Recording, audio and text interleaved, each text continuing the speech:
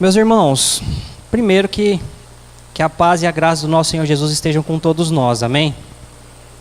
Nessa noite, nós vamos falar da importância de permanecer em Jesus. Nós demos pequenas pinceladas no texto da liturgia, mas é claro que agora a gente vai discorrer o assunto com maior profundidade. Mas para isso a gente precisa ler o texto no Evangelho de João, um capítulo para frente do que a gente leu na liturgia. Capítulo 15. Então vamos lá, abrir a Bíblia no Evangelho de João. Capítulo 15.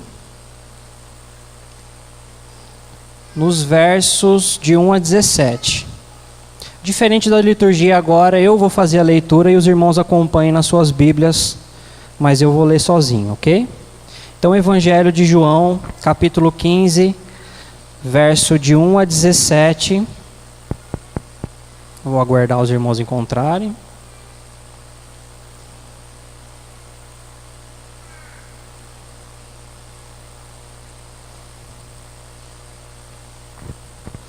Hoje nós acabamos cedo, tá? Assim espero em nome de Jesus. Então vamos lá. Inicia-se assim. Eu sou a videira verdadeira e meu pai é o agricultor. Verso 2. Todo ramo que estando em mim não der fruto, ele o corta, e todo o que dá fruto limpa, para que produza mais fruto ainda. Vós já estáis limpos pela palavra que vos tenho falado. Permanecei em mim, e eu permanecerei em vós. Como não pode o ramo produzir fruto de si mesmo, se não permanecer na videira, assim nem vós o podeis dar, se não permanecerdes em mim. Eu sou a videira, vós os ramos. Quem permanece em mim, e eu nele, esse dá muito fruto, porque sem mim nada podeis fazer. Verso 6. Se alguém não permanecer em mim, será lançado fora à semelhança do ramo e secará. E o apanham, lançam no fogo e o queimam. Se permanecerdes em mim, e as minhas palavras permanecerem em vós, pedireis o que quiserdes e vos será feito. Nisto é glorificado meu Pai, em que deis muito fruto, e assim vos tornareis meus discípulos. Como o Pai me amou, também eu vos amei. Permanecei no meu amor. Se guardardes os meus mandamentos, permanecereis no meu amor, assim como também eu tenho guardado os mandamentos de meu Pai, e no seu amor permaneço. Verso 11. Tenho-vos dito essas coisas para que o meu gozo esteja em vós, e o vosso gozo seja completo. O meu mandamento é este, que vos ameis uns aos outros, assim como eu vos amei. Ninguém tem maior amor do que este, de dar a alguém a própria vida em favor dos seus amigos. Vós sois meus amigos se fazeis o que eu vos mando. Já não vos chamo servos, porque o servo não sabe o que faz o seu senhor.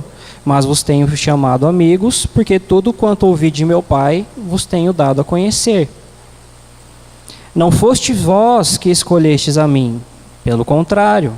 Eu vos escolhi a vós outros e vos designei para que vades e deis fruto, e o vosso fruto permaneça, a fim de que tudo quanto pedirdes ao Pai em meu nome, Ele vos conceda. 17. Isto vos mando, que vos ameis uns aos outros. Aqui se encerra a leitura. Vamos curvar as nossas cabeças e fazer uma oração mais uma vez? Senhor amado, eu clamo mais uma vez a Tua misericórdia. Primeiramente por mim, pobre pecador que sou, e depois pela sua igreja, Senhor, que está aqui não para ouvir o André, mas para ouvir a voz do seu Deus, a voz do Pai eterno. Senhor, tem misericórdia de nós. Nós estamos aqui para sermos ministrados por Ti, pelo Teu Santo Espírito. Espírito Santo, ilumina o nosso entendimento, abra o nosso coração, os nossos ouvidos, atente os nossos olhos, Senhor, para Ti, para que nós possamos entender o que o Senhor quer falar essa noite. E que nós possamos sair cheios daqui, instruídos por Ti. E que nós possamos viver de acordo da maneira que Te agrada. Para a glória do Seu nome é que oramos em nome de Jesus. Amém. Meus irmãos, é importante começarmos identificando com quem Jesus falava no contexto do texto lido. Para isso, vamos precisar voltar um pouco e vermos que no capítulo 12 do Evangelho de João, nos versos 27 a 33, Jesus menciona a multidão que ali estava a respeito de sua morte. Já no capítulo 13, nos versos 21 a 30, o traidor é indicado. Jesus diz no verso 21 do capítulo 13: em verdade vos digo que um dentre vós me trairá. Aqui nesse contexto, Jesus já deixaria claro que seria Judas Iscariotes. Isso no verso 26, para quem quiser acompanhar depois. E depois dessa parte, no verso 30 do capítulo 13, Judas já não estaria mais com eles nesse contexto. A partir do capítulo 14 do Evangelho de João, Jesus começa a consolar os seus discípulos. Afinal, já tinham recebido algumas duras notícias, como acabamos de ver, a morte de Jesus e a traição de Judas. Então se inicia, no capítulo 14, um discurso de despedida. Jesus começa a confortar seus discípulos enquanto eles enfrentavam a chegada de sua morte, da morte de Jesus, as provações que viriam para a vida dos discípulos e em seguida as grandes dificuldades que vão vir após isso. Nesse texto que nós vamos expor, que nós lemos de João 15, Jesus começa a trabalhar uma parábola, uma alusão, uma ilustração de algo que ele deseja ensinar para os seus primeiros ouvintes. Tenham isso em mente, são os discípulos. E posteriormente serviria para aqueles que seriam os próximos ouvintes do Evangelho, desse Evangelho deixado por João. Aqueles que se tornariam a igreja ou os futuros cristãos, também nós. O fundamento importante dessa ilustração é justamente a união entre os remidos e Cristo, como vemos na videira e os ramos. É claro que isso terá uma importância fundamental, que vamos ver na sequência, que é a produção de frutos. Então, seguindo na exposição do texto, nós vamos ver no verso 1 que Jesus diz o seguinte: eu sou a videira verdadeira. É interessante que a questão dele mencionar verdadeira não quer dizer que exista uma videira falsa. Notem isso. Mas que existe uma outra videira que nesse caso ele estava muito provavelmente se referindo a Israel como um tipo de antecessora do Antigo Testamento, que era mencionada como videira ou vide de Deus. Nós podemos ver isso em Salmo 80, do 8 ao 16, quem quiser anotar para ver depois, e Jeremias 2, 21. Também deixa claro que quem cuida da videira é o agricultor, que é o pai dele. E nesse caso, o pai, Deus, sempre cuidou tanto de Israel como cuida de Jesus. No verso 2, Jesus diz, acompanhem nas suas Bíblias, ok? Deixem então aberto aí a pregação toda. No verso 2, Jesus diz: todo ramo que estando em mim não der fruto, ele o corta. Aqui nós vemos que o Pai vai cortar ou eliminar, remover todo o ramo que não produz fruto, ou seja, um ramo improdutível é um ramo morto, que não serve para nada, que não tem vida e por isso não produz. Esse ramo que não tem vida não pertence à videira que é Cristo, pois a videira produz vida para o ramo e fazendo isso faz com que o ramo seja frutífero e dê fruto. Na sequência ele diz: todo o que dá fruto limpa para que produza mais fruto ainda. Porque esse ramo produtivo necessita ser trabalhado, necessita ser podado para que cresça e produza ainda mais. Esse tem a vida de Jesus e por isso consegue produzir. Estão acompanhando, né? Vamos lá, não vamos dormir, gente. Estamos no verso 3 ainda. Jesus continua no verso 3. Vós já estáis limpos pela palavra que vos tenho falado. Lembrando que Jesus está falando aqui com seus discípulos. Ele já caminhava com eles há um bom tempo e já tem tratado da vida deles. Afinal, Jesus os discipulava diariamente e com isso, em cada situação diária, Jesus estava apresentando uma palavra e, sendo necessário, uma correção. No verso 4, Jesus começa a ser enfático com a questão de permanência, que faz parte do título da nossa mensagem. Veja, ele diz: permanecei em mim e eu permanecerei em vós.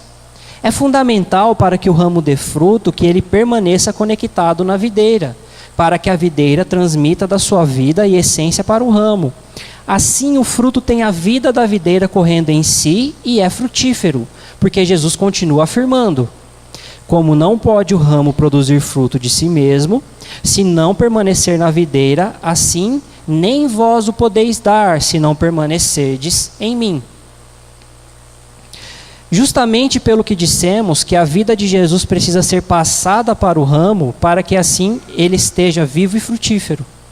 No verso 5, Jesus continua afirmando a questão da permanência. Isso tem que ficar muito claro, meus queridos. Porque se não permanecermos em Jesus, nada podemos fazer. Não podemos ser salvos, como vimos na questão da liturgia. Não podemos viver uma vida com Deus e muito menos produzir fruto. No verso 6, Jesus parece estar sendo duro na ilustração, porque ele faz uma comparação de condenação no texto. Ele diz: será lançado fora a semelhança do ramo e secará, e o apanham, lançam no fogo e o queimam. E é isso mesmo que ele vai fazer. Lembre-se do que foi dito no início: o ramo improdutivo é um ramo morto. O Pai vai cortar, como vimos no verso 2. Esse ramo não pertence a Jesus. Por isso aqui o tom de condenação. Porque realmente quem não pertence a Cristo já está condenado. Como diz no capítulo 3 do Evangelho de João, no verso 18. Quem nele crê não é julgado. O que não crê já está julgado, porquanto não crê no nome do unigênito Filho de Deus. Sendo assim, aqui está mesmo retratando que aqueles que não creem, ou seja, que são ramos mortos, que não produzem fruto, que não foram redimidos, esses serão condenados, serão lançados no fogo e queimados. No verso 7, nós precisamos ter muito cuidado, vejam bem, cuidado, para não entendermos errado as palavras de Jesus, que ele diz: se permanecerdes em mim, uma vez mais ele enfatiza em permanecer, e as minhas palavras permanecerem em vós. Aí o perigo aqui, preste atenção: pedireis o que quiserdes e vos será feito. Pronto, agora parece que temos o aval de Jesus para pedirmos qualquer coisa em nome dele que ele vai realizar, certo? Errado, muito errado, cuidado com isso. Lembre-se, os primeiros ouvintes aqui são os discípulos. Fique claro isso. Aqui Judas já não está mais com eles. Ele já tinha saído para fazer o que tinha que fazer para atrair Jesus. Jesus está falando só com os 11 agora.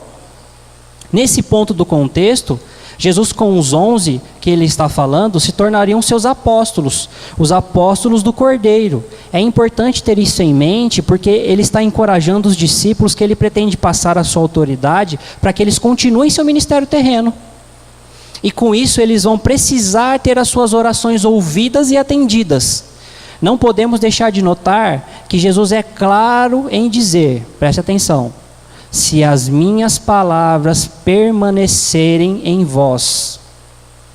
Nesse caso é óbvio que os seus discípulos não pediriam qualquer coisa. Pediriam aquilo que seria próprio da vontade, de sua vontade, da vontade de Jesus.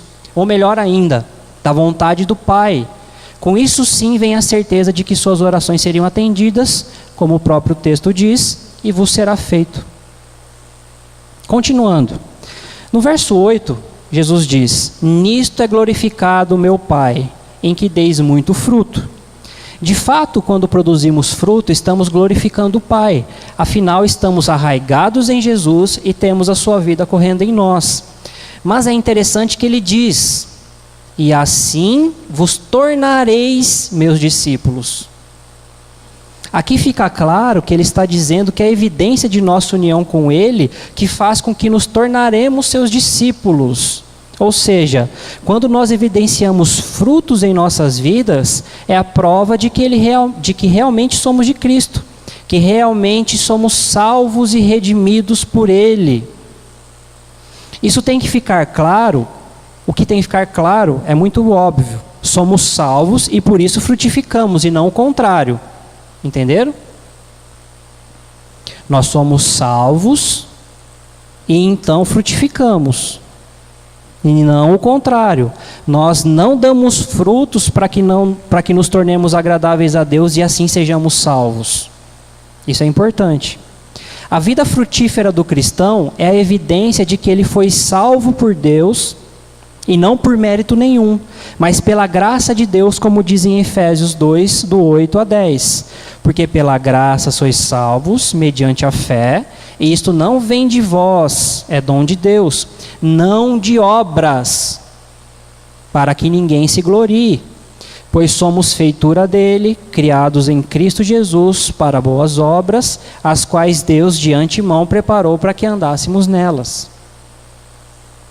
Pegaram aqui, né? Somos salvos, não por obras nossas, para que ninguém se glorie. É importante. Nos versos 9 e 10, Jesus diz que os discípulos devem permanecer em seu amor. Afinal, como o Pai o amou, ele também tinha amado os seus discípulos.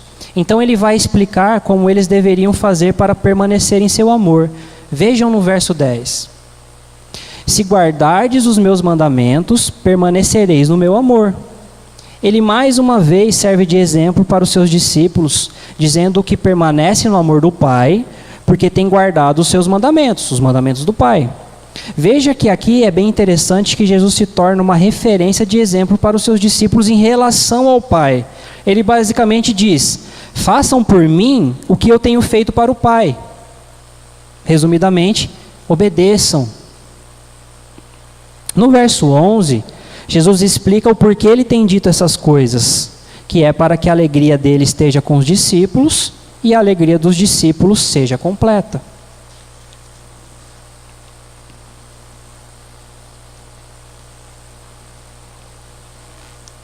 Continuando. No verso 12, nós vemos Jesus clareando um mandamento já ordenado. Ele diz: o meu mandamento é este, que vos ameis uns aos outros assim como eu vos amei. Não há nada de novo a respeito do mandamento para amar, uma vez que Levíticos 19:18 nos ensina: amarás o teu próximo como a ti mesmo.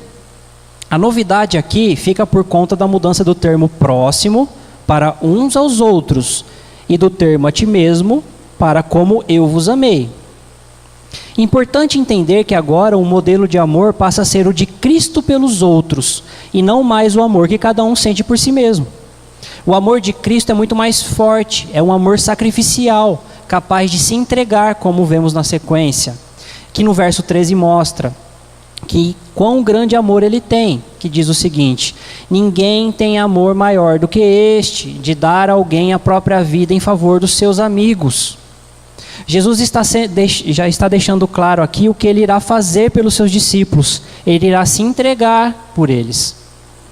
No verso 14, ele deixa claro que só é amigo dele aquele que faz o que ele manda. Estão acompanhando aí, né? Com as Bíblias abertas. Para depois vocês não falarem que eu falei nada de errado. Vocês me cobrem depois. Então no verso 14, ele deixa claro que só é amigo dele aquele que faz o que ele manda. Sendo assim, os discípulos são realmente amigos de Jesus quando obedecem aos mandamentos que Jesus tem ordenado. No verso 15, Jesus vai dizer que não considera mais eles como servos, porque o servo não sabe o que o seu senhor faz.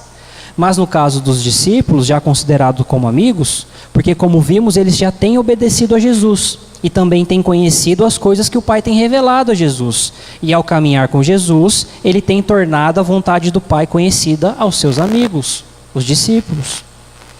No verso 16, Jesus diz: não foste vós que me escolhestes a mim, eu vos escolhi. Lembremos que Jesus está falando com os seus discípulos aqui, mais uma vez. Isso tem que ficar muito claro. Foi Jesus quem escolheu os 12, nome por nome, e como já vimos posteriormente, os enviou como seus apóstolos. Mas da mesma forma com cada cristão, comigo e com você, cada convertido, cada salvo, pela sua soberania, Deus é quem escolhe para a salvação. É Ele que, por meio da sua graça e amor, que primeiro regenera o pecador, a fim de que este se volte para Ele e o aceite. Sendo assim, a escolha primária é dele, de Deus, e não nossa. Mas também cabe a nós, a mim e a você, como coube aos discípulos, corresponder à escolha feita por Deus e responder ao chamado. Afinal, é Ele, é Deus, também que nos encaminha e nos faz caminharmos cheios do Espírito Santo, para que possamos dar fruto de tal forma que esse fruto seja duradouro, ou nas próprias palavras de Jesus, e o vosso fruto permaneça. Mas Ele também diz, a fim de que tudo quanto pedirdes ao Pai em meu nome, Ele vô-lo conceda. Mais uma vez aqui, Jesus não está dando liberdade para que peçamos qualquer coisa em seu nome e aí será realizado, como num passe de mágica, mas sim dando garantias de que o que pedimos de acordo com a sua vontade, o Pai irá realizar. Afinal, muitas coisas que pedimos não recebemos porque não sabemos como pedir. Como diz em Tiago 4,3, que diz o seguinte: pedis e não recebeis, porque pedis mal, para esbanjardes em vossos prazeres.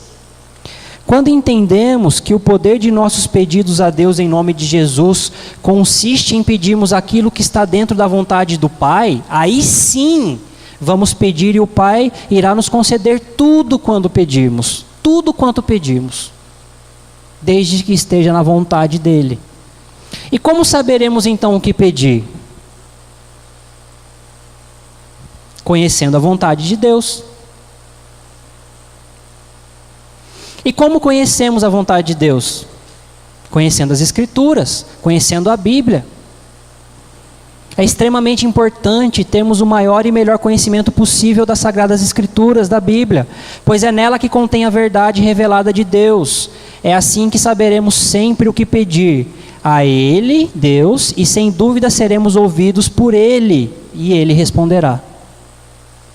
Então, no contexto, se encerra no verso 17, né? Com uma das chaves, que é o seguinte: isto vos mando, que vos ameis uns aos outros. Precisamos ter em mente que essa é uma das chaves de nos tornarmos amigos de Jesus, de cumprirmos em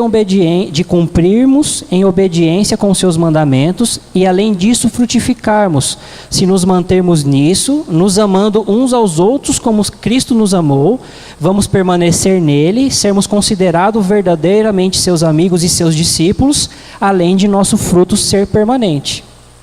Mas ainda não acabou não.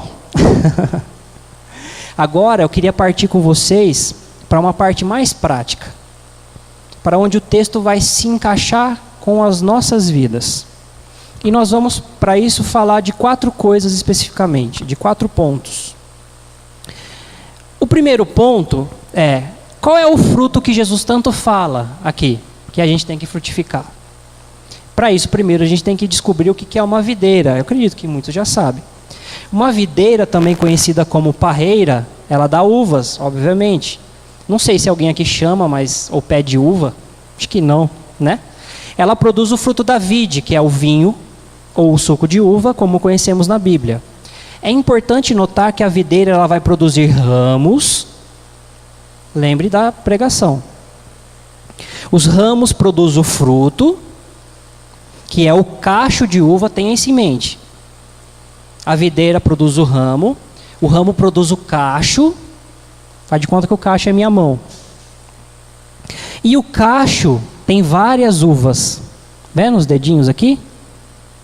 1 uva, 2 uvas, 3 uvas, 4 uvas, 5 uvas. Tá bom?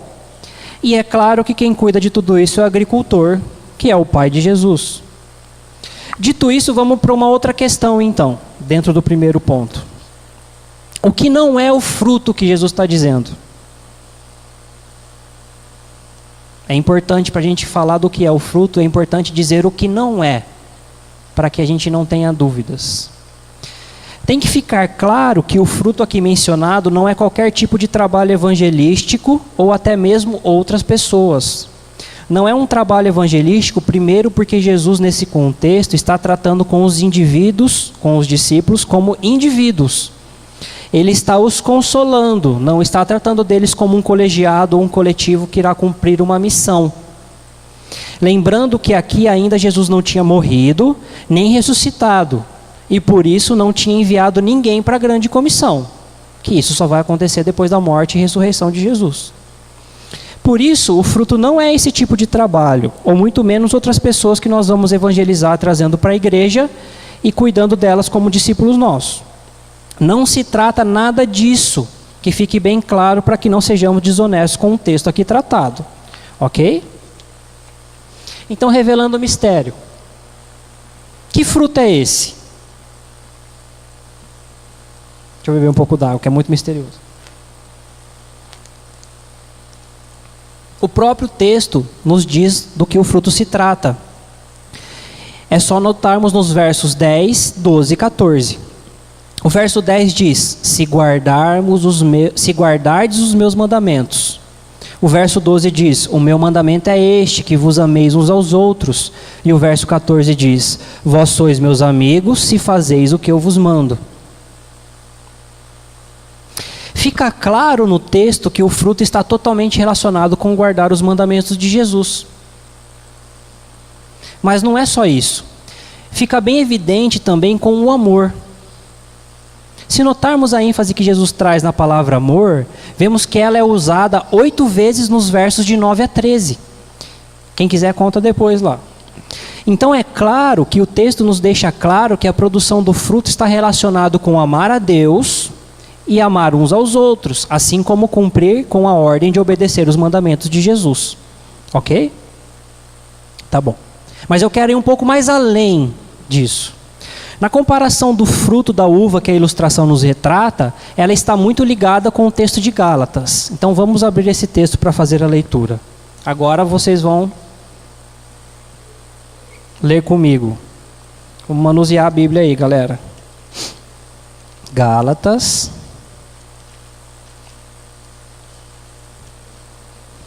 capítulo 5.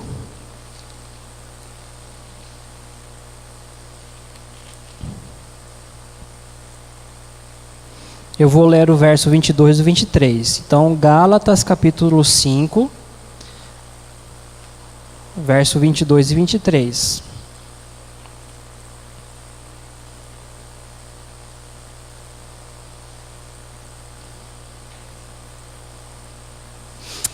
Que diz o seguinte: mas o fruto do Espírito é amor, alegria, paz, longanimidade, benignidade, bondade, fidelidade, mansidão, domínio próprio. Contra essas coisas não há lei. Viu? Contando nos dedinhos.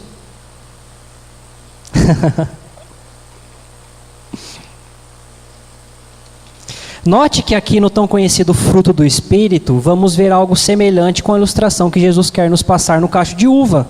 Nas mãozinhas aqui, ó.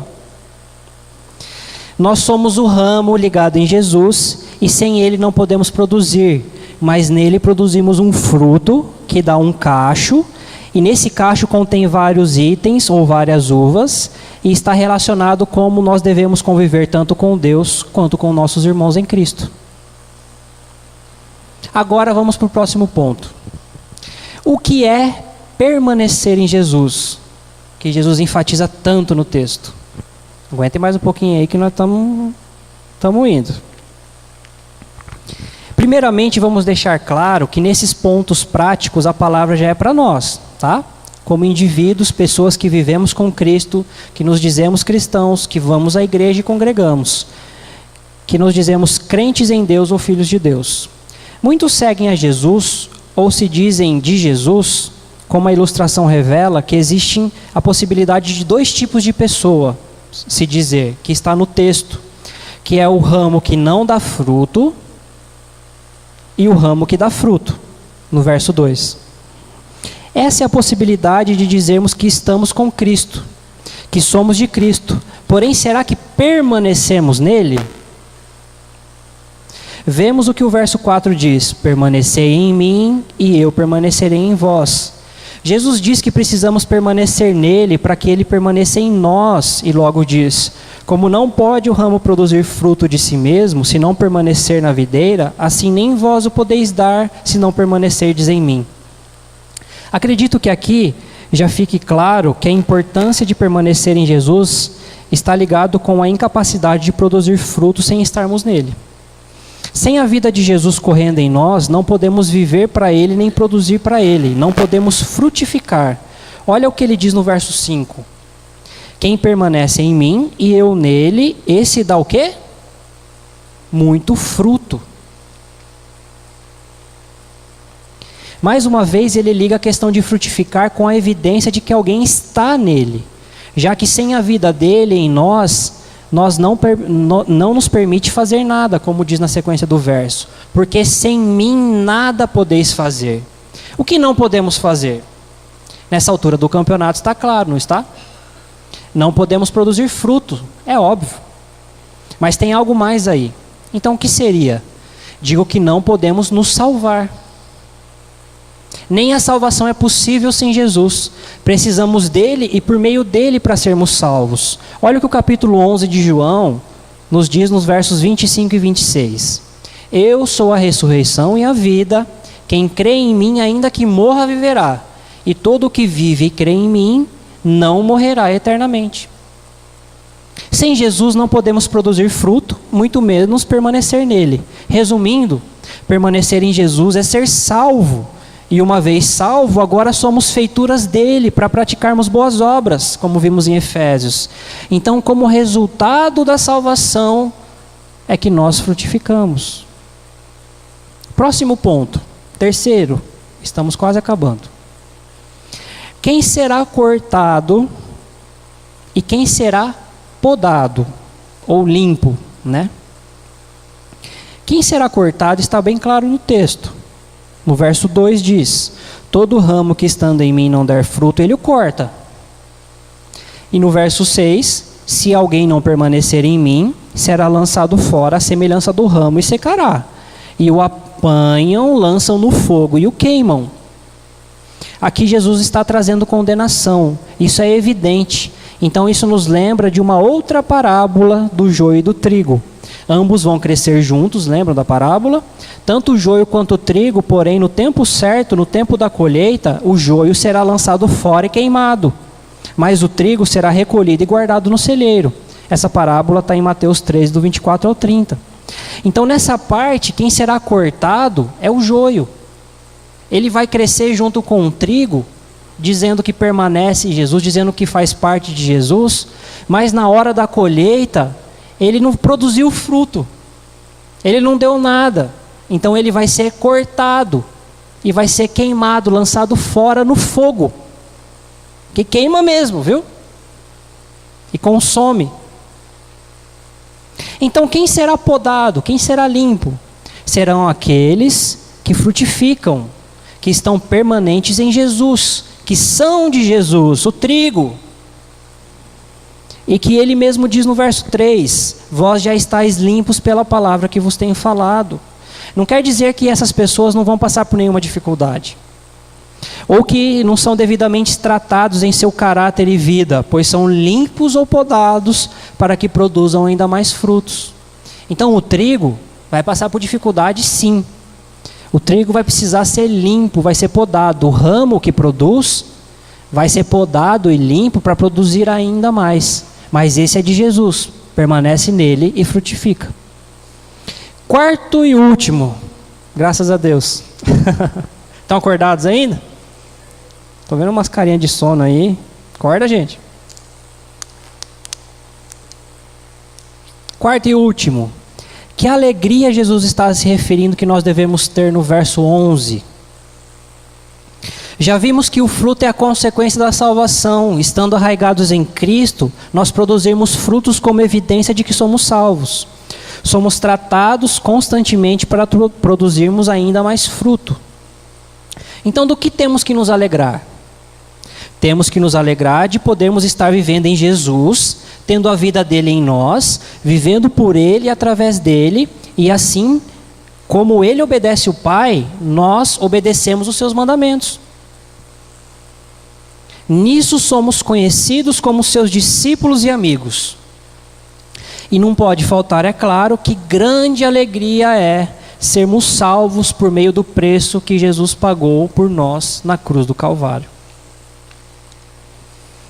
Meus irmãos, finalizando, finalmente, e agora de verdade, eu quero concluir querendo que vocês prestem muita atenção.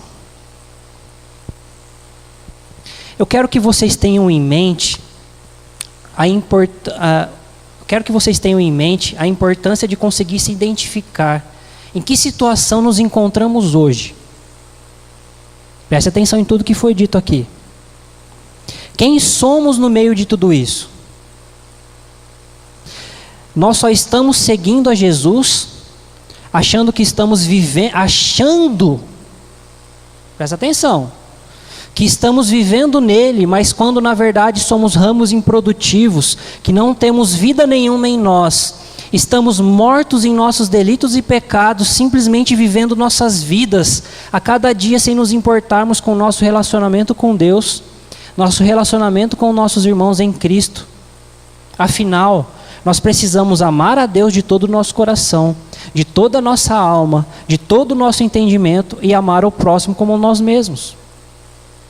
Lembrando que a falta de obediência a esse mandamento, que é um mandamento, e desse tipo de vida vai nos levar para a condenação eterna.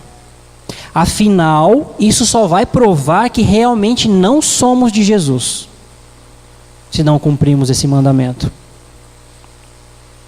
Ou nós somos o outro tipo de ramo,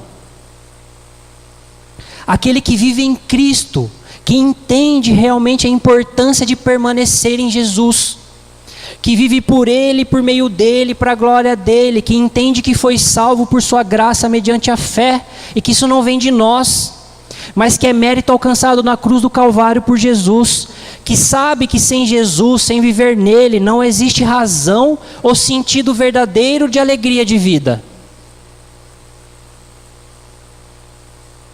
Quem somos nós hoje, meus irmãos? Nós podemos sinceramente nos fazer essa pergunta?